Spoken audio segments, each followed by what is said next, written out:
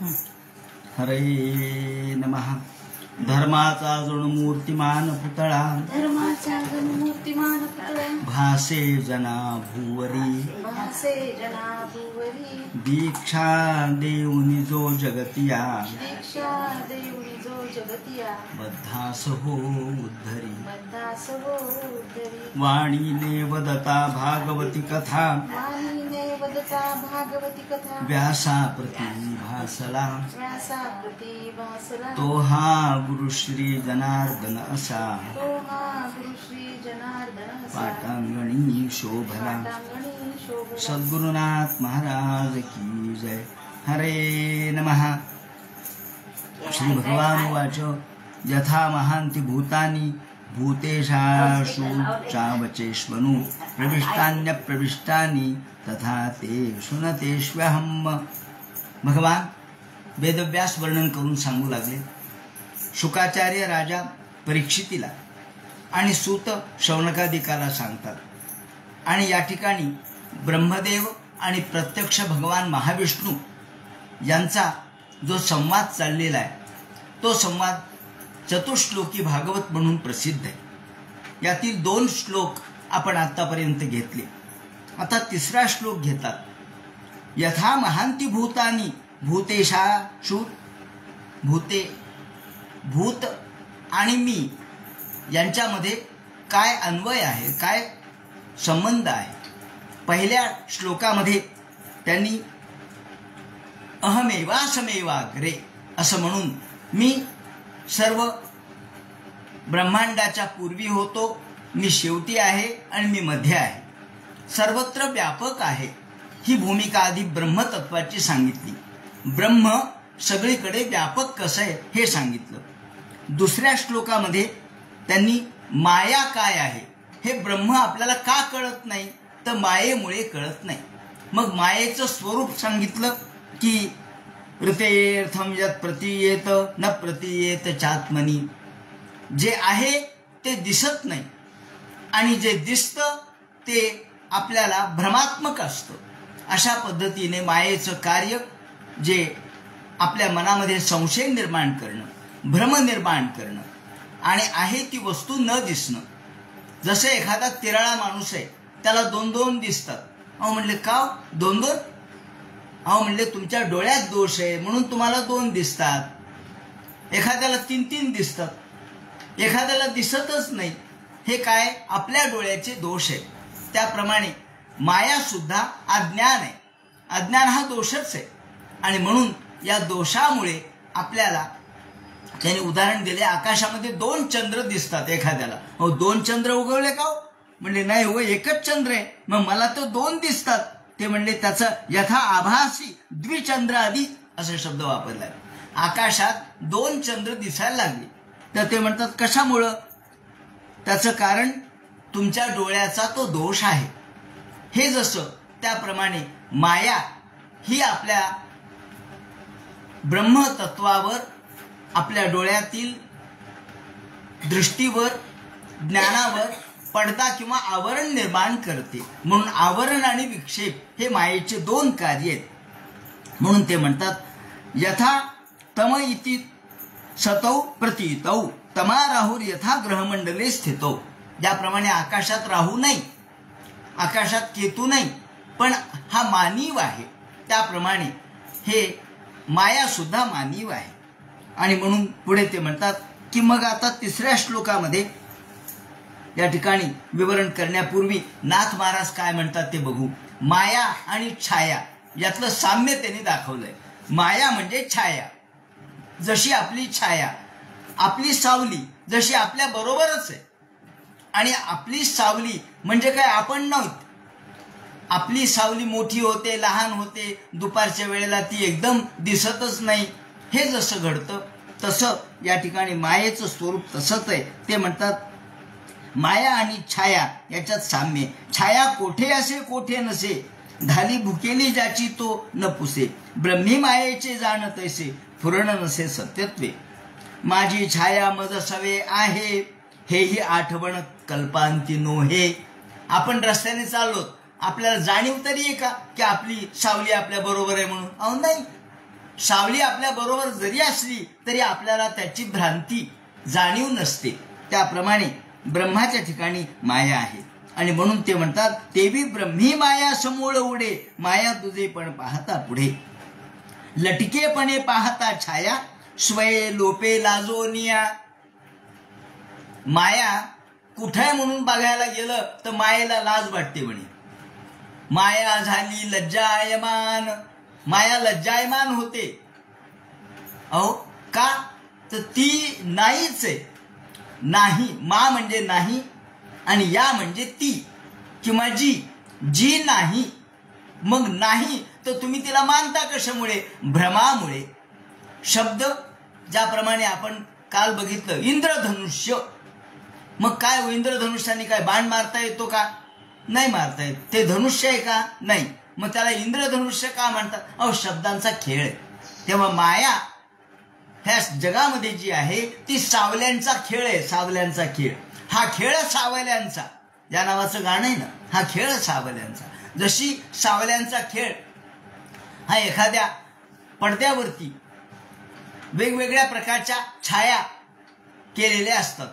वेगवेगळ्या प्रकारच्या छाया जुन्या काळामध्ये काय असे की जसं कळसूत्री बाहुलींचा खेळ असे तसा सावल्यांचा सुद्धा खेळ होता. इकडून त्यांनी वेगवेगळ्या प्रकारच्या सावल्या करायच्या, आकार वेगवेगळे करायचे. कधी हरणाचा आकार, कधी ससाचा आकार, कधी माणसाचा आकार, कधी घारीचा आकार. आपण सुद्धा लहान मुलांना असं खेळवतो. आपण आपल्याच बोटांनी वेगवेगळ्या प्रकारचे त्या बोटाच्या कृती करतो आणि त्यातून म्हणतो हे बाई घार उडाली, घार उडाली. कुठे हो? हे बाई ही काय घार? मग घार आहे, मग तिला जिवंतपणा आहे का? नाही. त्या घार आहे तर तिला पंख दाखवा आणि हे पंख ती उडते, ती उडणेपणा कुठे ते दाखवा. नाही. सावल्यांचा खेळ जसा केवळ काल्पनिक आहे तसा माया काल्पनिक आहे.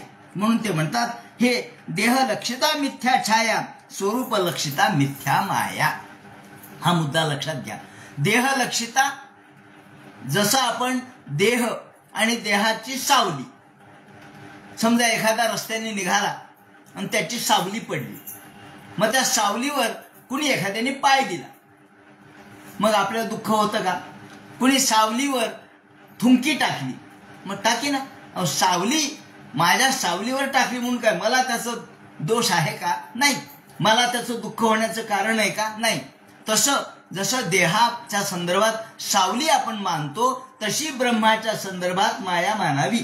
नाथ महाराज म्हणतात की देह लक्षिता मिथ्या छाया, स्वरूप लक्षिता मिथ्या माया, हे सत्य जाण विधातया, छाया माया समान. आणि म्हणून छाया आणि माया याच्यात साम्य नाथ महाराजांनी वर्णन केलेलं आहे. आणि याप्रमाणे पुढे ते म्हणतात. आता आपण तिसरा श्लोक बघू. या तिसऱ्या श्लोकामध्ये यथा महांती भूतानी भूतेषु चावचेष्वनु प्रविष्टान्य प्रविष्टानी तथा तेषु न तेष्व्यहम्. हा फार महत्वाचा तिसरा श्लोक आहे. तो भगवान या विश्वात कसा प्रवेश करतो आणि प्रवेश करून सुद्धा तो प्रविष्ट कसा नसतो.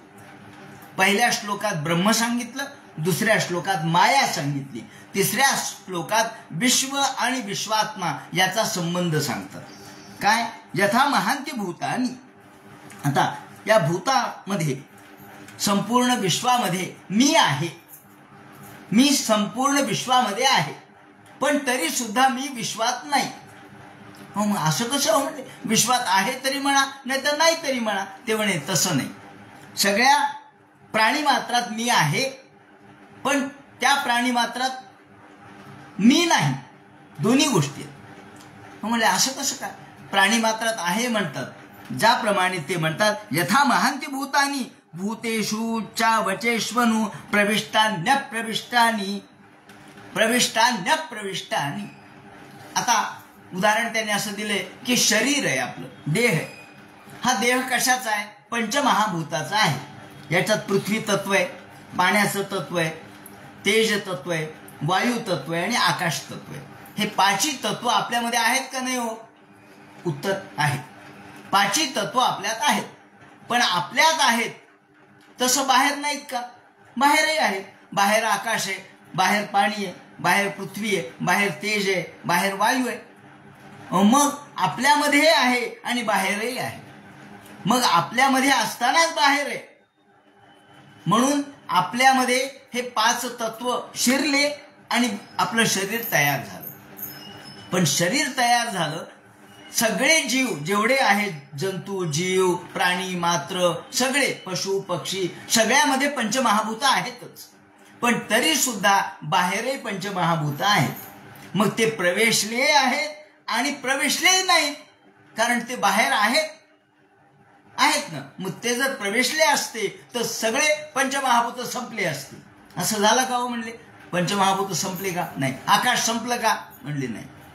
उदाहरण असं आहे की समजा एखादा ग्रस्त आहे, तो नदीमध्ये उतरला आणि त्यांनी एक घागर आपली सोबत आणली होती. त्या घागरीभर पाणी त्या नदीतलं भरलं. मग घागरभर पाणी नदीतलं भरलं, अगदी काठोकाठ भरलं, तोंडापर्यंत आलं, वाहून जाऊ लागलं, तोंडातून बाहेर वाहून जाऊ लागलं. मग आता पाणी घागरीत आहे का? म्हणले आहे. बाहेर आहे का? बाहेरही आहे. मग घागरीतलं पाणी आणि बाहेरचं पाणी हे दोन्ही एकच आहे. आपण त्यामध्ये वेगळेपणा करू शकत नाही, कारण घागरीतलं जे आहे तेच बाहेर आहे आणि बाहेर जे आहे तेच घागरीत आहे. म्हणून घागरीतलं पाणी आणि बाहेरचं पाणी या दोन्ही पाणी हे एकच आहे. मग पाणी यात प्रवेशलं काय? घागरीमध्ये हो प्रवेशलं, पण तरी सुद्धा ते बाहेर आहे, म्हणजे प्रवेशलं नाही. ते ज्या अर्थी ते म्हणतात. आता नाथ महाराजांनी काय उदाहरण दिलंय पहा. नाथ महाराज काय म्हणतात की मी विश्वामध्ये कसा प्रवेशतो आणि कसा प्रवेशत नाही. उदाहरण त्यांनी असं दिलंय की गगन अप्रविष्टे घटी प्रवेशोनी. खूप हे सगळे माठ, येळण्या, रांजण सगळे कुंभाराने तयार केले आणि जे केले त्याच्यामध्ये आकाश तत्व आहे. सगळ्यामध्ये आकाश आहे. माठात आकाश आहे, घटाकाश म्हणतो आपण. त्याचप्रमाणे रांजणात आहे, बोळक्यात आहे, सगळीकडे पोकळी. आकाश म्हणजे पोकळी. पोकळी आहे का नाही हो? म्हणले आहे. कोटी घट प्रवेशता गगनी. हे सगळे कोटी घट आहेत. त्या कोटी घटामध्ये नभ आहे, आकाश आहे, पोकळी आहे. पण तरी सुद्धा बाहेर पोकळी शिल्लकच आहे. गगन अप्रविष्ट घटी प्रवेशोनी. घटामध्ये प्रवेशलं तरी गगन बाहेरही आहे, म्हणजे ते अप्रविष्ट आहे. किंवा दुसरं त्यांनी उदाहरण दिले की ज्याप्रमाणे जैसे अथावी घट बुडविले तेत भरोनिया भरले एकत्वे जल. पाणी जसं या घटामध्ये भरतं आणि घटातलं पाणी आणि बाहेरचं पाणी हे दोन्ही एकरूपच आहे. घटात प्रवेशलं म्हणून काही बाहेर शिल्लक राहिलं नाही असं नाही. ते म्हणतात या लागी अप्रविष्टपणे संचले माझे मजवरी स्वयंभर चले. जैसे अथावी घट बुडविले तेथ भरोनिया भरले एकत्व जळ. नाथ महाराज सांसारिक दृष्टांत देतात, कारण नाथ महाराजांच्या समोर जे श्रोते आहेत ते जसे लहान मुलं आहेत, वृद्ध आहेत, तशा स्त्रिया सुद्धा आहेत. मग स्त्रियांना कळण्यासाठी स्त्रीचं उदाहरण दिलं पाहिजे, म्हणून त्यांनी बायकांचं उदाहरण दिलंय. कोणतं? पोळी आतील गव्हाशी. आता पोळीचा संबंध तर प्रत्येकाशी येतो. पोळीचा संबंध प्रत्येकाच्या दररोजच्या खाण्यापिण्यामध्ये येतो. बायका पोळी करतात, कणिक मळतात, पोळी करतात. नाथ महाराज म्हणतात पोळी आतील गव्हाशी सबाह्याभ्यंतरी कणिक जैशी. पोळीमध्ये सर्वत्र कणिक आहे का नाही हो? आहे म्हणजे पोळी कणकेचीच आहे ना, त्यामुळं गव्हाचा पीठ म्हणजे कणिक. त्या कणकेचीच पोळी आहे, म्हणजे पोळीमध्ये सगळीकडे कणिक आहे. मग पोळी आतील गव्हाशी सबाह्य अभ्यंतरी कणिक जैसी. तेवी मी सृष्टी कार्याशी प्रवेशोनी पूर्णत्वे अप्रविष्ट. म्हणून काय सगळी कणिक संपली का? नाही, कणिक शिल्लकच आहे. एका पोळीत कणिक आहे, मग दुसरा उंडा पुन्हा आहेच ना, त्याच्यातही कणिक आहे. कणिक संपत नाही. पोळीत कणिक आहे म्हणून कणिक सगळी संपली असं नाही. मग या ठिकाणी ते म्हणतात पोळी आतील गव्हाशी.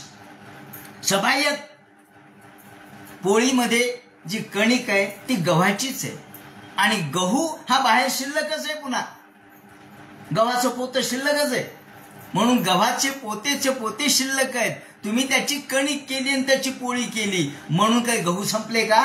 नाही. त्याप्रमाणे जीव जन्माला आले, ब्रह्मांड निर्माण झालं म्हणून भगवान हा स्वतंत्रपणे अस्तित्वात आहेच आहे. तो त्याच्यातही आहे आणि बाहेरही आहे. कणकेत गहू आहे आणि बाहेरही गहू आहे, पोत्यांनी शिल्लक आहे. त्याप्रमाणे ते म्हणतात पोळी आतील गव्हाशी, सभाजी अभ्यंतरी कणिक जैशी, तैशी मी सृष्टी कार्याशी. सृष्टी कार्याशी या ठिकाणी कार्यरूपाने भगवान आहे. कार्य भगवंताचं या ठिकाणी कारण रूपाने तो सर्वत्र आहे आणि कार्यरूपाने आपल्याला जग दिसतं. कार्यरूपाने जग दिसतं, कारण रूपाने परमात्मा आहे. म्हणजे कार्य आणि कारण या दृष्टीने आपण याचा विचार करायचा की आपण कार्य हे जग आहे, कार्य ही कणिक आहे, कार्य ही पोळी आहे आणि गहू हा परमेश्वर आहे. तेव्हा तो कारण आहे आणि कार्य जग आहे. त्याप्रमाणे ते म्हणतात की मी याच्यामध्ये प्रविशलो आणि प्रविशलोय नाही. मग आता ते म्हणतात हे कसं, ईश्वर आणि जगाचा संबंध कसा आहे? आत्मा आणि ब्रह्म. तर ब्रह्म हे ओतप्रोत आहे सर्वत्र. एक जुना संदर्भ या ठिकाणी देतो. एका उपनिषदामध्ये कथा अशी आलेली आहे की याज्ञवल्क्य जनकाच्या दरबारात गेले आणि जनकाच्या दरबारात गेल्यानंतर जनकाने सगळ्यांना आवाहन केलं की जो कोणी ब्रह्मज्ञानी असेल त्यांनी माझ्या या 1000 गायी घेऊन जाव्यात. सोन्याने मढवलेल्या सगळ्या सुंदर अशा प्रकारच्या अलंकृत केलेल्या गायी घेऊन जाव्यात. जो कोणी ब्रह्मज्ञानी असेल त्यांनी. सगळे लोक बसले होते, मोठमोठे ऋषी महर्षी वेदर्षी. कोणी उठना. त्यात याज्ञवल्क्य उठले. याज्ञवल्क्य फार व्यावहारिक होते, व्यवहार ज्ञानी होते. याज्ञवल्क्य उठले आणि आपल्या शिष्याला म्हणले, ओ शिष्या हो, ह्या सगळ्या गायी घेऊन जा, आपल्या आश्रमामध्ये घेऊन जा. असं म्हणल्याबरोबर तो घेऊन चालला. तेवढ्यात त्या ठिकाणी काही ज्ञानी मंडळी होती, ती उठली. ती म्हणली, अहो तुम्ही ब्रह्मज्ञानी आहात हे सिद्ध करून दाखवा. असं म्हणलं. ते म्हणे करतो सिद्ध. तुमच्यापैकी कोणीतरी एक जण बोला म्हणले. याज्ञवल्क्य म्हटले हरकत नाही, आमच्या सगळ्यांच्या पैकी गार्गी तुमच्याशी बोलेल. ती गार्गी फार हुशार होती. गार्गी आणि मैत्रेयी फार ज्ञानी होत्या. मैत्रेयी नंतर याज्ञवल्क्याची पत्नीच झाली. तेव्हा गार्गी उठली. ती ब्रह्मवादिनी होती, ब्रह्मचारी राहिली. ती वेदांचा अभ्यास केलेला होता. ती उठली आणि तिने सांगितलं माझ्या प्रश्नाचं उत्तर द्या. ते म्हणले देतो. तोपर्यंत सगळ्या गायी तशाच थांबल्या. मग ते म्हणे, गार्गीने प्रश्न विचारला की दिवच्या वर काय आहे आणि खाली काय आहे? तर ते म्हणतात दिवच्या खाली पृथ्वी आहे आणि वर अंतरिक्ष आहे. मग ते म्हणतात की हे कशात ओतप्रोत आहे? दिव, अंतरिक्ष, पृथ्वी हे कशामध्ये ओतप्रोत आहे? कशात भरलेलं आहे सगळं? याज्ञवल्क्य म्हणतात हे सगळं आकाशात ओतप्रोत आहे. आणि म्हणून आपण संथेमध्ये तो मंत्र म्हणतो, आसावादित्यो सूर्य, आसावादित्यो ब्रह्मा. हे आसावादित्यो ब्रह्मा जे आहे शब्द तो याज्ञवल्क्याचा आहे. म्हणून आपण या सूर्याला अर्घ्य दिल्यानंतर आसावादित्यो ब्रह्मा म्हणून सगळीकडे असं पाणी फिरवतो डोक्यावरून. का? सर्वत्र काय व्याप्त आहे? तर आसावादित्यो ब्रह्मा. सगळीकडे हे आकाश व्याप्त आहे, ओतप्रोत आहे. मग गार्गी दुसरा प्रश्न विचारते, आकाश कशात ओतप्रोत आहे? ते म्हणतात आकाश अक्षर ब्रह्मात ओतप्रोत आहे. आसावादित्यो ब्रह्मा. आकाश अक्षर ब्रह्मात, अक्षर ब्रह्म म्हणजे ओंकार, अक्षर ब्रह्मात ओतप्रोत आहे. आणि मग अक्षर ब्रह्म जे आहे ते अक्षर ब्रह्माचं विवरण करा. असं म्हणल्यानंतर ते म्हणतात हे अक्षर ब्रह्म शब्दवाच्य नाही, ते अनिर्वचनीय आहे, ते निर्लेप आहे, ती निर्गुण आहे, ते निर्विकार आहे, ते अस्थाणू आहे, ते अलघु आहे. आता याचं विवरण कसं करता येईल की जो मोठा नाही, जो लहान नाही, असंच म्हणावं लागेल ना. भगवान कसा आहे असं जर सांगायचं झालं तर आपल्याला असंच सांगावं लागतं. मग शब्दवाच्य कुठे आहे? नेमकं कुठं सांगता येतं? नाही सांगता येत. मग तो अणोरणीयान महतो महीयान, तो सगळ्यापेक्षा लहान आहे आणि सगळ्यापेक्षा मोठा आहे. तो नाही अशी जागा नाही. वर्णन कुठे केलं आपण? याचं नाही केलं. वर्णन करूच शकत नाहीत आपण. शब्द बोललो पण हे शब्द वाच्य नाही. आणि मग ते म्हणतात हे अनुभव वाच्य. अनुभव हा आपल्यालाच कळत असतो. स्वतःला आलेला अनुभव हा फक्त स्वतःलाच कळतो, इतरांना कळू शकत नाही. हे स्वानुभव म्हणून त्याला या स्वानुभवमखिलम श्रुतिबसारमेक भागवताच्या प्रारंभीच म्हटले शुकाचार्याची स्तुती करताना, यस्वानुभावमखिल श्रुतिसारमेक अध्यात्मदीपमतीर्थांतमोंधम संसारिणाम करुणयाः पुराणगुह्यम तम व्याससूनुमुपयामी गुरुं मुनीनाम. शुकाचार्याचं वंदन करताना त्यांनी अनुभव सिद्ध असलेलं ज्ञान कोणाजवळ आहे? तर शुकाचार्याजवळ आहे. आणि म्हणून हे असं अक्षर ब्रह्मात ओतप्रोत आहे. आणि अक्षर ब्रह्म हे शब्दवाच्य नाही, अनिर्वचनीय आहे. असं म्हणल्यावर गार्गी म्हणली माझे प्रश्न संपले, तुम्ही ब्रह्मज्ञानी आहात. कारण होतं काय, ब्रह्मज्ञानी मी आहे असं म्हणलं म्हणजे मी वेगळा झालो. कारण ज्या अर्थी मी आहे असं म्हटलो त्या अर्थी मी ब्रह्मापेक्षा वेगळा झालो. मग तुम्ही जर ब्रह्मापेक्षा वेगळे झाले तर तुम्हाला ब्रह्मज्ञान कसं होईल? समजा जळी लवण विरे तैसे झाले. पाण्यामध्ये जर मीठ आपण विरघळून टाकलं तर पुन्हा मीठ म्हणून वेगळं राहतं का? नाही. पाण्यात आपण जर माऊलींनी वर्णन केलं एका अभंगामध्ये, जर लवणाची मासोळी पाण्या कशाची मिठाची मासोळी केली. पाहता गंमत पहा. लवण म्हणजे मीठ, मिठाची काय केली? मासोळी केली. मासोळी पाण्याशिवाय राहील का? मासोळी म्हणजे पाणी पाहिजे. आणि मिठाची असेल तर ती पाण्यात विरघळल्याशिवाय राहील काय?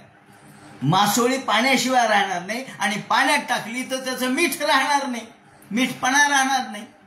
मग लवणाची मासोळी जशी आहे तशी पाण्यामध्ये एकदा जर मासोळी लवणाची किंवा कुंजरी गेली तर ती जशी परत येत नाही, पाणी रूप होते. तसं अहम ब्रह्मास्मी म्हणल्यावर मी कुठे राहायला शिल्लक? आणि म्हणून त्याला पेचात टाकण्यासाठी त्यांनी सांगितलं की तुम्ही ब्रह्मज्ञानी आहात हे सिद्ध करा. मग ते म्हणाले ब्रह्मज्ञानी हा मीपणा सोडून सगळा आहे, मी देखील ब्रह्मामध्येच आहे. एकदा घटना अशी घडली, म्हणतात की रामदास स्वामी होते आणि रामदास स्वामींना या एका शंकराचार्यांनी म्हणजे रामदास स्वामी खूप मोठे आहेत का? मग त्यांना म्हणावं म्हणे आम्हाला ब्रह्म या घागरीमध्ये भरून आणा, ही घागर घेऊन जा म्हणे. आणि त्यांना म्हणावं तुम्ही ब्रह्म भरून द्या. ते म्हणले ठीक आहे. सगळे शिष्य गेले, रामदास स्वामींना नमस्कार केला. रामदास स्वामी रामनामाचा जप करत बसले. म्हणजे महाराज आम्हाला शंकराचार्यांनी पाठवलं. म्हणजे कशासाठी बरं? ते म्हणे याच्यात घागर आम्हाजवळ दिली आहे आणि आम्हाला सांगितलंय रामदास स्वामीकडून ब्रह्म याच्यात भरून आणा. रामदास स्वामी म्हणले हरकत नाही, आणा म्हणे ती घागर आणली. त्यांना वाटलं हे काय काय भरून देतात बघू तरी. त्यांनी घागर घेतली आणि तशीच परत दिली आणि म्हणले जा शंकराचार्यांना सांगा ब्रह्म भरून दिलंय म्हणून. ते गेले. म्हणजे महाराज हे ब्रह्म भरून दिले म्हणून सांगितलं. शंकराचार्यांनी पाहिलं, अरे काय दिलं असेल, बघितलं तर घागर रिकामी. त्यांनी निरोप पाठवला. म्हणले काय हो, मी जशी दिली घागर तशी तुम्ही परत पाठवली, ब्रह्म नाही भरून दिलं. ते म्हणले मग ब्रह्म पाहावं लागतं. अहो त्याच्यामध्ये जे आकाश आहे ते ब्रह्माशिवाय आहे का?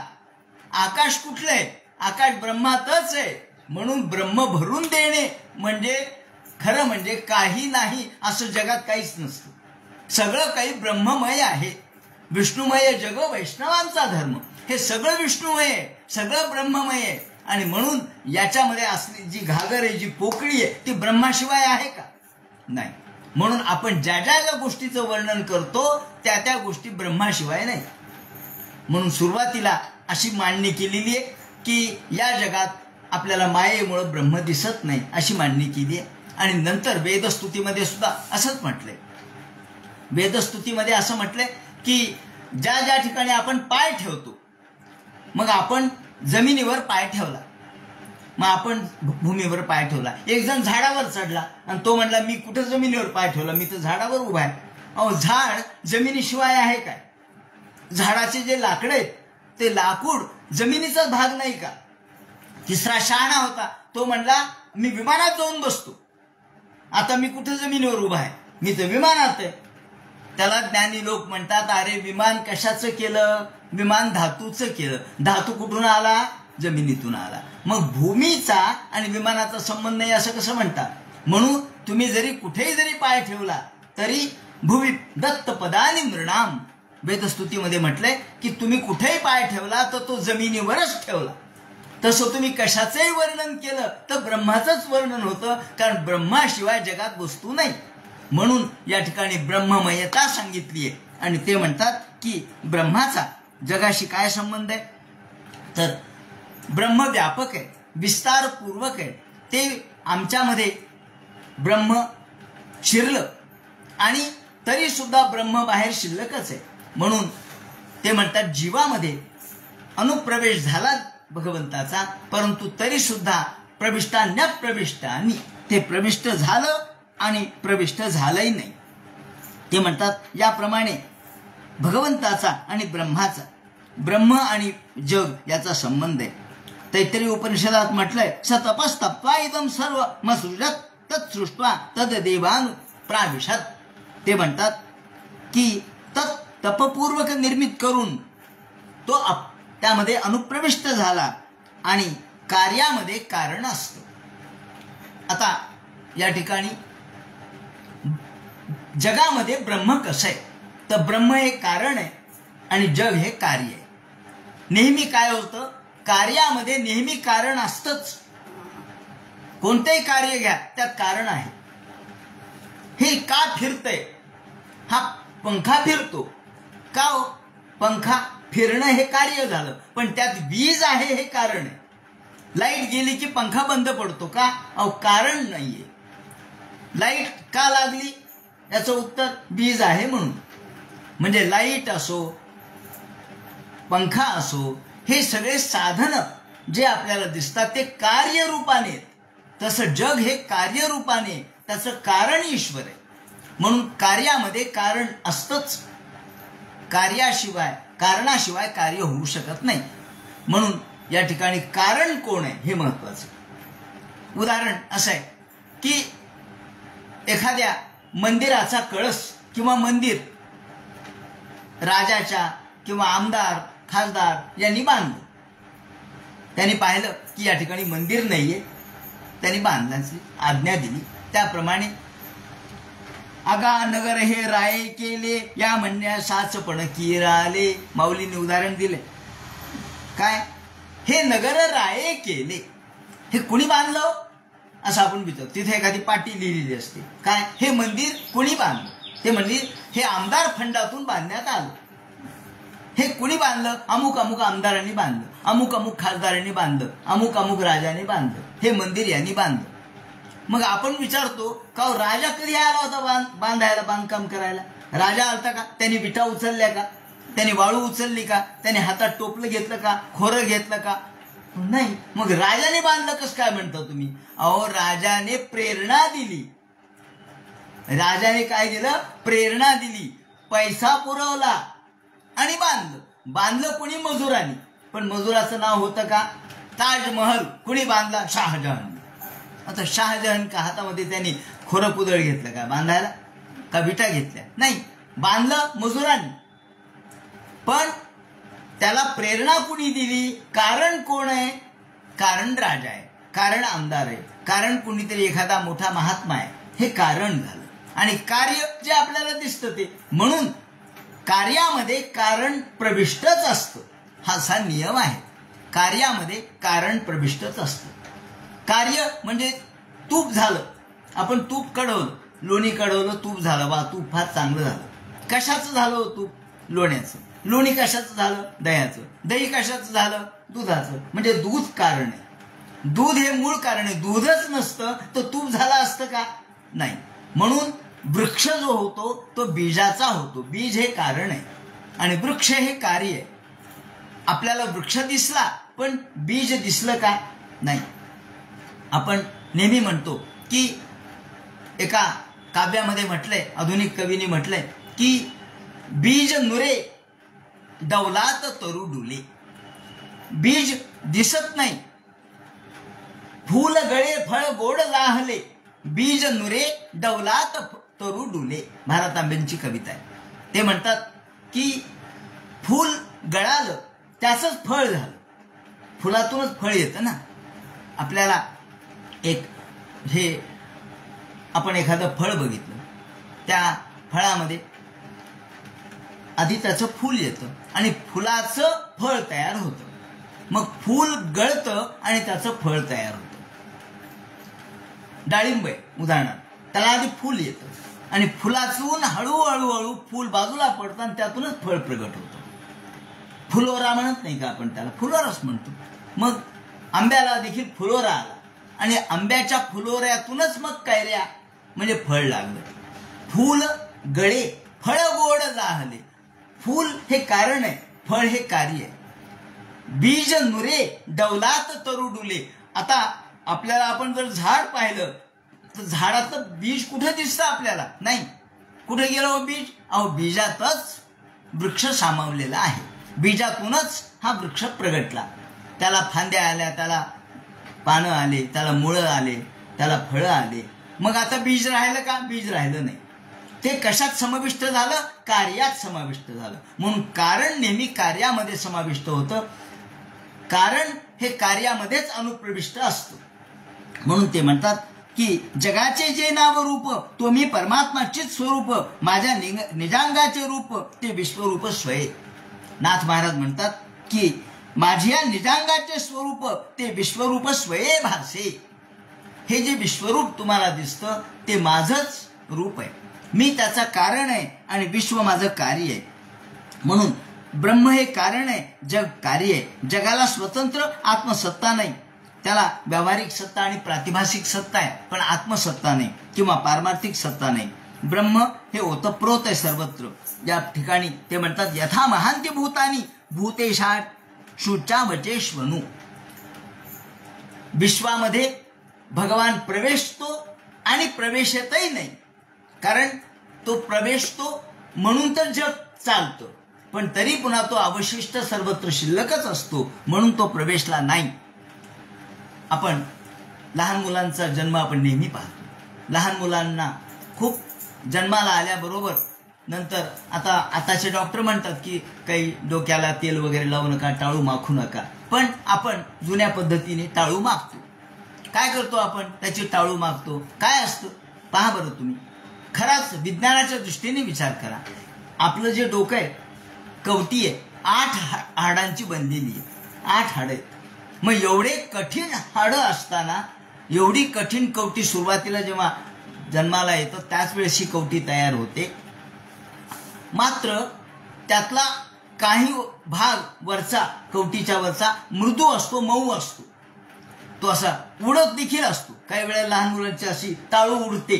आपण म्हणतो ना हे टाळू उडायला लागली. मग त्याला आपण तेलाने माखतो आणि ती तेलाने माखून ती टाळू पक्की करतो. ही टाळू मृदू का राहिली? बाकी सगळं 8 हाडांनी बनलेली कवटी कडक आहे. अहो, त्यावर घण मारली तरी फुटत नाही कवटी. मग एवढा बारीकसा टाळूचा भाग मृदू का राहिला? तर ते म्हणे सगळ्यात शेवटी भगवंतांनी त्याच्यात प्रवेश केलाय. सगळ्यात शेवटी. मग आधी नव्हता का? आधी त्यात चैतन्य नव्हतं का? हो ना, आधी चैतन्य होतच ना. मग आधी चैतन्य होतं आणि नंतरही प्रवेश केला. म्हणजे आधी प्रवेशित झाला, त्याच्याशिवाय बाळ किंवा कोणताही अर्भक हे जिवंत राहिलं का? त्यात चैतन्य होतच म्हणून जिवंत राहिलं 9 महिने. पण नंतर भगवंतांनी प्रवेश केला म्हणून तो त्याच्यात आहेही आणि नाहीही. तो बाहेरही आहे आणि आतही आहे आणि बाहेरून तो प्रवेश करतो. म्हणून ती कवटी आपल्याला ती टाळू मऊ मृदू दिसते. भगवंताचा प्रवेश तिथून होतो. आणि म्हणून ज्या योग मार्गाने लोक आपला प्राण आपल्या या ऊर्ध्व ठिकाणी, मूर्धन्य ठिकाणी आणतात किंवा मूर्धा ठिकाणी आणतात, त्यामधून योग्याचा प्राण हा तिथून जातो. आणि म्हणून कवटी फुटून तो प्राण जातो, टाळू फुटून तो जातो, बाकीच्यांचा नाही जात. याप्रमाणे यथा महांती भूतानी भूतेशाचू चावचेष्वनु प्रविष्टान्य प्रविष्टानी यथा ते शुनतेष्व्यहम. म्हणून हे ब्रह्मदेवा, मी जगामध्ये प्रवेशलोही आहे आणि प्रवेशलोही नाही. जसं हे मंदिर राजाने बांधलं हे जसं खरंय, प्रत्यक्ष राजाने हात त्यामध्ये घातले नाही, पण त्यांनी प्रेरणा देऊन अर्थसहाय्य करून तिथे मागे लागून त्यांची इच्छा प्रकट करून बांधलं, म्हणून आपण राजाने बांधलं असं म्हणतो. त्याप्रमाणे या विश्वामध्ये भगवंत आहेही आणि भगवंत नाहीही. मग हे जे देऊळ आहे ते राजाने बांधलंही आहे आणि राजाने बांधलंही नाही, कारण राजाने प्रत्यक्ष नाही बांधलं म्हणून राजाने बांधलं नाही, पण राजाने बांधलं हेही खरंय. त्याप्रमाणे एतावदेव जिज्ञास्यम तत्व जिज्ञासूनात्मनः अन्वयं व्यतिरेकाभ्याम यस्यात् सर्वत्र सर्वदा. आता या ठिकाणी 4थ्या श्लोकामध्ये ते सांगतात अन्वय व्यतिरेकाभ्याम. मग हा भगवान कसा समजून घ्यावा, की हा भगवान कसा समजून घ्यावा. गीतेमध्ये सुद्धा जसं म्हटलंय मस्थानी सर्वभूतानी न चाहम तेषु स्थितः. गीतेमध्ये हेच म्हणलंय की मी सर्व भूतांच्या ठिकाणी आहे, परंतु भूते माझ्या ठिकाणी नाही. माझ्या विस्तारपणाचे निनावे हे जगची नोहे आघवे. हे जग काय, माझाच विस्तारलेपणा आहे, विस्तृत जग. विस्तारलेपणा म्हणजे काय, आता नव्या भाषेत सांगतो. आपल्याकडे फोन असतो, फोन. जुन्या काळामध्ये किंवा मधल्या काळामध्ये असे टेबलवर ठेवायचे फोन असायचे, वायर असलेले, वायरलेस फोन. मग काही वेळेला 10 ऑफिसमध्ये त्या फोनचे वायर तिथपर्यंत जायचे. याचाच विस्तारित नंबर दुसरा. मग समजा एखाद्या फोनचा नंबर 410 असेल तर त्याच्या पुढे 411, 412, 413 हे काय म्हणले, हे विस्तारित क्रमांक आहेत. म्हणजे एकाच फोनचे हे विस्तार आहे. फोन वाजला की पहिल्यांदा समजा तो ऑफिसमध्ये वाजतो, मग आपण म्हणतो अरे नाही इथं नाही, आपलं काम त्या ठिकाणी. मग त्या नंबर आपण त्याच्या पुढचा नंबर दाबतो. तर तो मूळ ऑफिसमध्येच आहे सगळा, पण ऑफिसमधले सगळे फोन जसे एकाशी कनेक्ट असतात त्याप्रमाणे माझ्याशी सगळं विश्व कनेक्ट आहे, माझ्याशी सगळं विश्व संबंधित आहे, बंदिस्त आहे, किंवा आपल्या या विश्वाशी मी अनुबंधित आहे. त्याप्रमाणे ते म्हणतात या दृष्टीने एता व देव जिज्ञास्यम. तर मग आता जिज्ञासा त्यांनी अशी केली की मग भगवंताची उपासना कोणत्या दृष्टीने करावी, भगवान कसा समजून घ्यावा. तर ते म्हणतात अन्वय व्यतिरेकाभ्याम यस्यात सर्वत्र सर्वदा. अन्वय आणि व्यतिरेक हा या ठिकाणी 4था श्लोक आहे. पहिल्या श्लोकामध्ये ब्रह्मतत्व सांगितलं, दुसऱ्या श्लोकामध्ये मायेचं तत्व सांगितलं, तिसऱ्या श्लोकामध्ये माझा आणि विश्वाचा संबंध काय ते सांगितलं, आणि 4थ्या श्लोकामध्ये मग मी या विश्वात कसा आहे हे कोणत्या दृष्टीने समजून घ्यावं हे सांगितलं. मग ती दृष्टी कोणती आहे, अन्वय आणि व्यतिरेक. आधी व्यतिरेक समजावा लागतो आणि मग अन्वय समजावा लागतो. व्यतिरेक म्हणजे आधी नकार, आधी निषेध करायचा, आधी सगळ्या गोष्टीचा निषेध करत करत करत जायचं आणि मग नेमक्या ठिकाणी यायचं, याला म्हणतात व्यतिरेक. आपण उदाहरण सांगतो की नेहमीच सांगतो मी की जनी जनार्दन स्वामी यांनी एक जानकी स्वयंवर नावाचं काव्य लिहिलंय. ही जानकी आपल्या समोर जे स्वयंवर मांडलेलं असतं तिथे ती हातामध्ये वरमाला घेऊन उभी आहे आणि समोर सगळे राजे रजवाडे बसलेले आहेत. तिच्या समोर ती जनकाच्या दरबारात आहे आणि समोर सगळे राजे रजवाडे मोठमोठे, कुणी पराक्रम केलेले, कुणी पृथ्वीपती तिथे उभे बसलेले. विजया नावाची जी तिची दासी आहे ती त्या प्रत्येक राजाचा परिचय करून देते. जनी जनार्दन स्वामी म्हणतात विजया रूपी श्रुती सत्य. विजया कोण आहे, श्रुती आहे. श्रुती काय करते, फक्त सांगते हे ते बरं का देव, तो देव आहे लांबून सांगते. कारण श्रुती परवती नाही, माऊली नाही जगात, परंतु तिने फक्त खून केली आहे. श्रुतीने काय केली, खून दाखवली ते बरं का. मग तू नाही नाही मी त्याचं जाऊच शकत नाही, कारण मी शब्दामध्ये, शब्द देवापर्यंत पोचतच नाहीत ना ते, कारण भगवान शब्दवाच्य नाहीये. म्हणून श्रुती अलीकडच राहते, ती लांबून फक्त बोट दाखवते.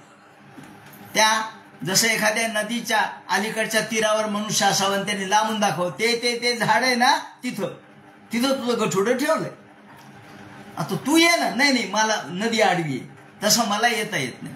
तसं या ठिकाणी श्रुती म्हणते मी अशी बोट दाखवली.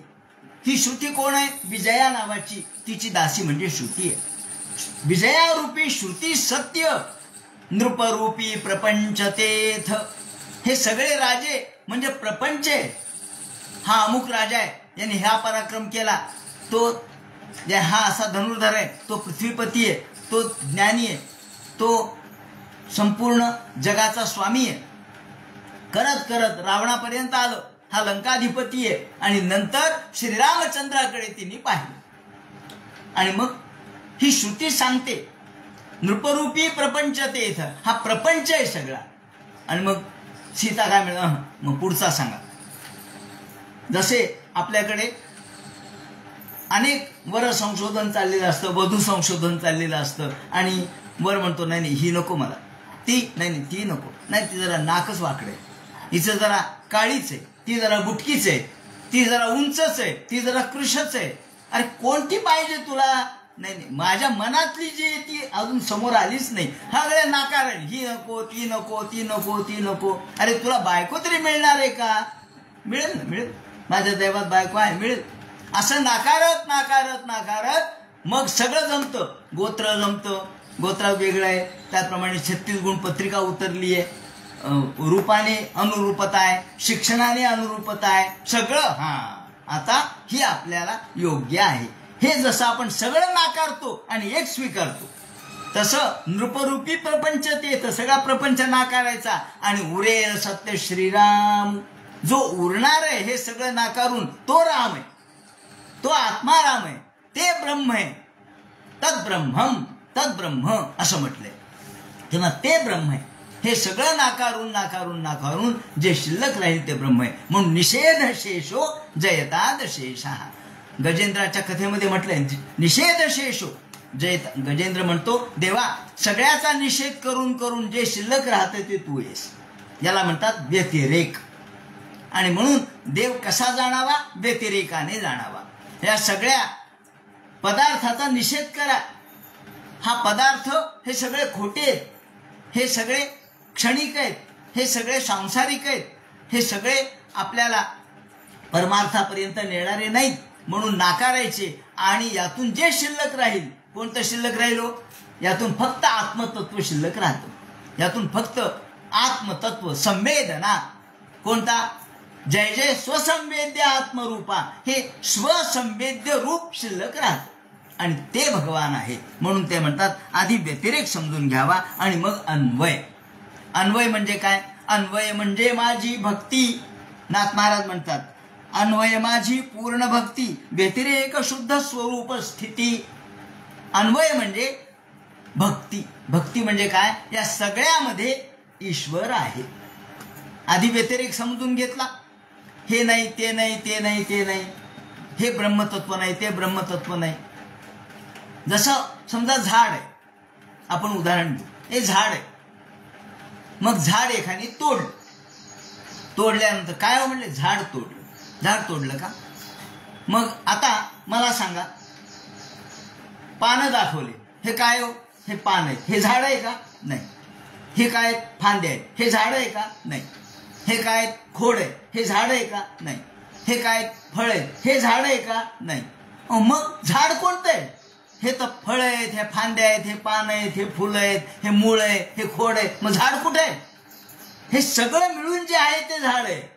म्हणजे जेव्हा ते आत्मरूप होतं, त्यामध्ये जेव्हा संवेदना होती, आता तोडल्यानंतर झाड तुटलं, तिथं संवेदना राहिली नाही, ते मृतवत पडलं. जेव्हा ते परिपूर्ण एकरूप होतं तेव्हा ते झाड होतं. पण ते तोडल्यानंतर मात्र फांद्या, फळं, मुळं वेगवेगळे झाले. म्हणून याचा एकात्मरूप जे आहे, त्यामध्ये अंतरंगामध्ये जो आत्मा आहे तो आहे म्हणून हे चालतंय. हे कान आहेत, पण तो आत्मतत्व आहे म्हणून आपल्याला ऐकू येतं. हा डोळा आहे पण तो स्वतंत्रपणे पाहू शकत नाही. आत्मतत्व असल्याशिवाय डोळ्याने दिसणार नाही. डोळ्याने बघतो ध्वनी परिसतो, कानी पदी चालतो. आपण म्हणतो ना, डोळ्याने बघतो ध्वनी परिसतो, कानी पदी चालतो.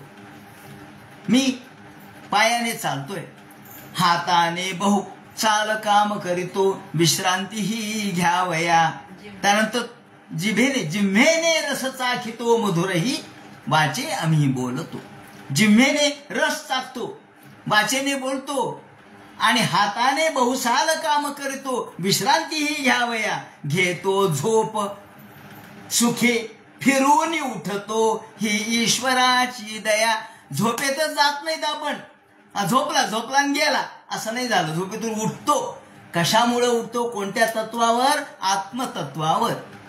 हा जो आतमधला आहे, एते जीवंती येनम व्यवृतपटयः येन सौभाग्य भाजाम तम प्राणाधीशांतर्गत ममृत म्हणून नैव मीमांसयंती. शंकराचार्य म्हणतात, मग असा जो या प्राणाच्या आतमध्ये आपण नाकाचा विचार करतो, डोळ्याचा करतो, कानाचा करतो. एक ग्रस्त होते, ते मला म्हणले की अहो म्हणे, मी आता वृद्ध झालोय, आता मला पेन्शन मिळते, मी या डोळ्यासाठी 1 लाख रुपये काढून ठेवलेत, या डोळ्यासाठी दुसरे लाख रुपये काढून ठेवलेत, मी माझ्या हृदयासाठी 5 लाख रुपये काढून ठेवलेत, मी माझ्या पोटासाठी 5 लाख रुपये काढून ठेवलेत, मी अमुक मूत्रपिंडासाठी एवढं काढून ठेवलंय. म्हणलं ठीक आहे, मग आता एवढे काढून ठेवलेत, आता पुरेसे आहेत ना? म्हणले 50 लाख रुपये मी या माझ्या याच्यासाठी काढून ठेवलेत. चांगली गोष्ट आहे म्हणले. आणि एके दिवशी हार्ट अटॅक आला, हा गेला.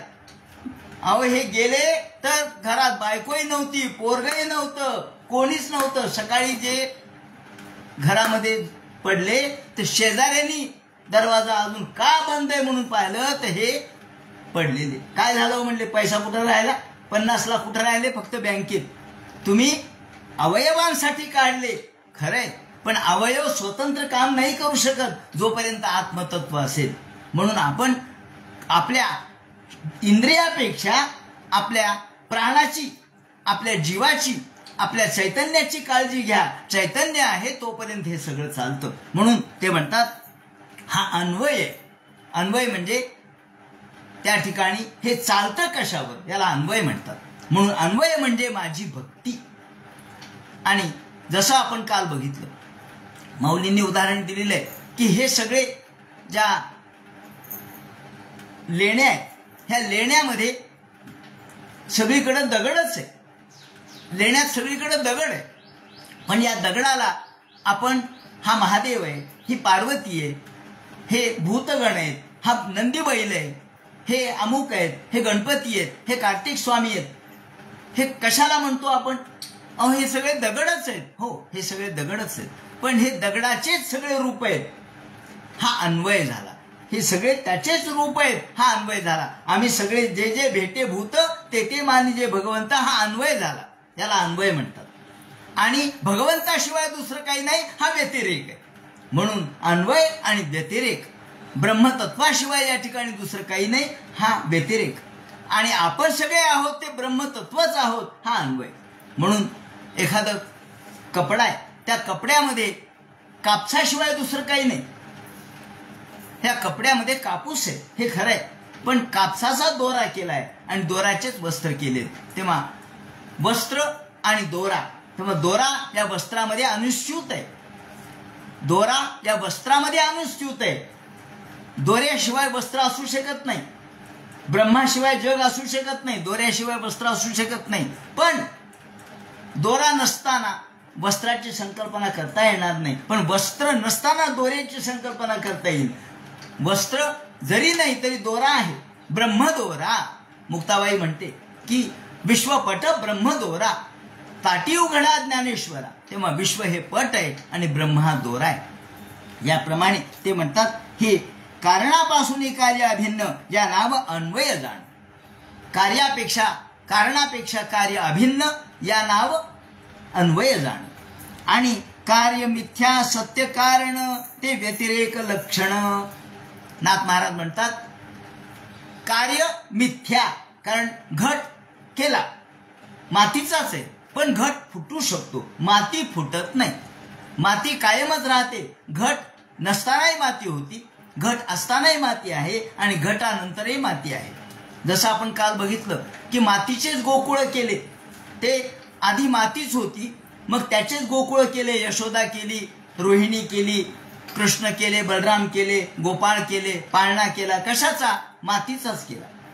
मग नंतर दुसऱ्या दिवशी आपण पुन्हा मातीमध्ये विसर्जित केला, मातीत विसर्जित केला, माती मातीच्या ठिकाणी गेली आणि म्हणून गोकुळ शिल्लक राहिलं नाही, पण माती शिल्लक राहिली. आधी माती होती, नंतरही माती राहिली, पण गोकुळ फक्त तेवढ्या मधल्या काळापुरतंच गोकुळ होतं. त्याप्रमाणे भिंतीवर आपण चित्र काढतो, चित्र पुसून जातं, पुन्हा भिंत शिल्लकच आहे.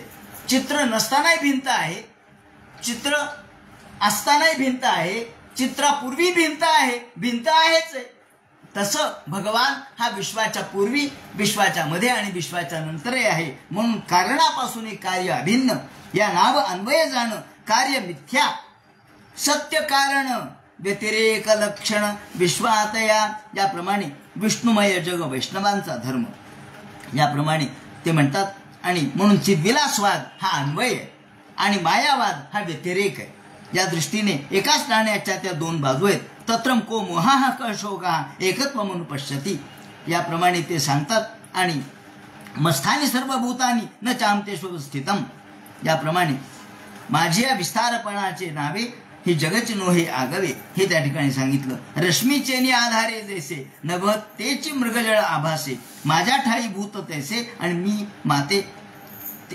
याप्रमाणे जसं जैसा का साक्षी भूतू ग्रह व्यापार प्रवृत्ती हेतू, तैसा भूतकर्मी मी अनासक्तू मी भूती असे. भगवान म्हणतात मी अनासक्त रीतीने सर्वत्र आहे, मी वर्णहीन आहे, मी गुणातीत आहे, मी अगोत्र आहे. याप्रमाणे रश्मी म्हणजे सूर्यप्रकाशाच्या किरणामुळे जसं आपल्याला नसलेलं मृगजळ दिसतं, तसं भगवंताच्या प्रकाशावर भगवंताच्या अस्तित्वामुळं आपल्याला नसलेलं जग भासतं. का बीजची जाहले तरू भांगारचे अलंकारू, याप्रमाणे त्यांनी उदाहरण दिलेले आहेत. अशा अनेक उदाहरणातून अन्वय आणि व्यतिरेक आपण समजून घ्यावा.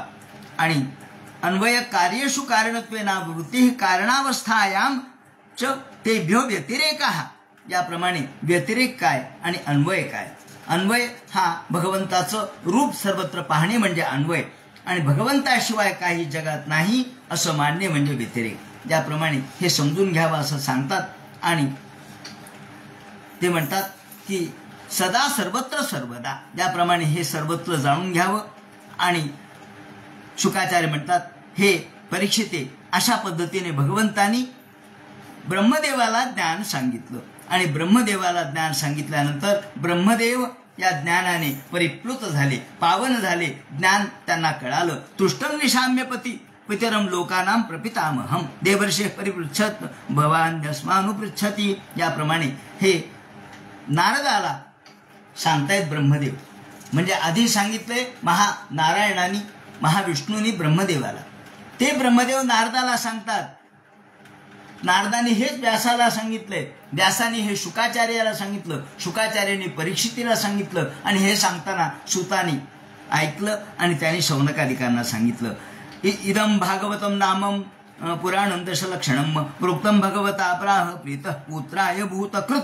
आता उद्याच्या चिंतनामध्ये भागवत म्हणजे काय आणि भागवताचे 10 लक्षणं कोणते, कारण इतर पुराण 5 लक्षणांचे असतात. सामान्यतः पुराण 5 लक्षणाचे. भागवत नुसतं नाहीये, महापुराण आहे, नुसतं पुराण नाही. इथे श्रीमद भागवते महापुराण आहे, तर महापुराण 10 लक्षणांचं असतं. हे 10 लक्षणं कोणते, या 10 लक्षणांचं वैशिष्ट्य काय, हे आपण आता उद्याच्या चिंतनामध्ये बघू. हरे नमः. पुंडलिक वरदे हर विठ्ठल. सीताकांत स्मरण. जय जय राम. पार्वतीपते हर हर महादेव. श्रीमज्जनार्दन गुरुमूर्तये नमः.